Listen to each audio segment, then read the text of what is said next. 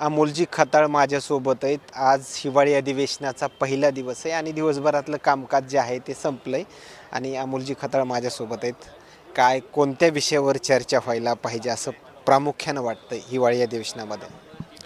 नाही, निश्चितच हिवाळी अधिवेशन यावेळेस निवडणुकीच्या आचारसंहितेमुळं कालावधी कमी मिळतोय, याचा आमच्यासारख्या नवीन आमदारांना कुठेतरी दुःख आहे. कारण यापूर्वी जे अधिवेशन झाले पूर्ण काळ झाल्यामुळं आम्हाला प्रश्न मांडण्यासाठी, मतदारसंघातील विविध प्रश्न असेल त्या मांडण्यासाठी वेळोवेळी संधी मिळाली होती.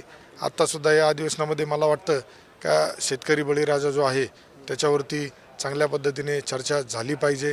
आज आमच्या मतदारसंघातील विविध प्रश्न प्रलंबित आहेत, त्याच्यावरती सुद्धा आम्हाला आता आमचा जो रेल्वेचा प्रश्न एक मोठा आमच्या मतदारसंघात आहे, ज्याच्याशी गेल्या आमच्या मतदारसंघातील लोकांच्या भावना आहेत.